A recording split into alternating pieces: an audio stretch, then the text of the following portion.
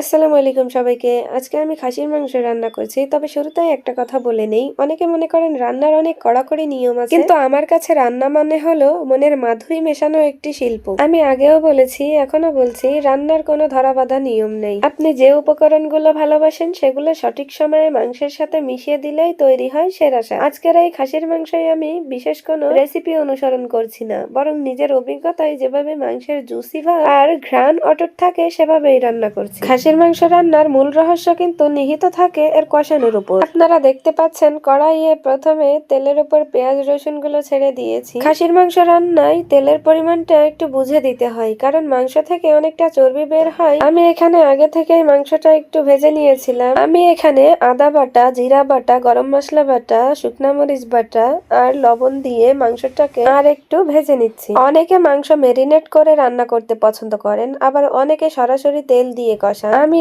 আজ সরাসরি তেলের উপর মাংসটা দিয়ে রান্না করছি, কারণ এতে মাংসের গায়ে মশলাগুলো খুব সুন্দরভাবে লেগে যায় এবং কাঁচা গন্ধটা চলে যায়। এখন শুরু হলো আসল কাজ, ধৈর্য ধরে কষানো। খাসির মাংস যদি আপনি তাড়াহুড়ো করে রান্না করেন তবে ভেতরের আঁশগুলো শক্ত থেকে যেতে পারে। তাই আমি আগুনের আঁচটা মাঝারি রেখে বারবার নাড়াচাড়া করছি। একটা কথা মনে রাখবেন, মাংস থেকে যখন পানি বের হয়ে আসবে তখন সেই পানিতেই মাংসটাকে সেদ্ধ হতে দিন। মাঝে মধ্যে একটু করে গরম পানি যোগ করলে মাংসের টেক্সচার খুব নরম হয়। ঠান্ডা পানি দিলে মাংস হুট করে শক্ত হয়ে যাওয়ার ভয় থাকে। এই যে মশলার একটা সুন্দর লালচে রং আসছে, এটাই বলে দিচ্ছে রান্নার স্বাদ কেমন হতে যাচ্ছে। রান্নায় তাড়াহুড়ো নেই, আছে শুধু ভালোবেসে সময় দেওয়ার আনন্দ। রান্নাটা প্রায় শেষের দিকে, মাংসের গায়ে তেল ছেড়ে দিলে বুঝতে হবে কষানো সার্থক হয়েছে। আমি এখন সামান্য পানি দিয়ে কিছুক্ষণ দমে রাখবো। খাসির মাংসে যদি আপনি সামান্য জয়ফল, জয়ত্রী বা গোলমরিচের গুঁড়ো শেষে ব্যবহার করেন তবে এর আভিজাত্য আরো বেড়ে যায়। রান্নার নিয়ম নেই সত্যি, কিন্তু ছোট ছোট ট্রিক স্বাদকে কয়েক গুণ বাড়িয়ে দেয়। হয়ে গেল আমার মনের মতো খাসির মাংস রান্না।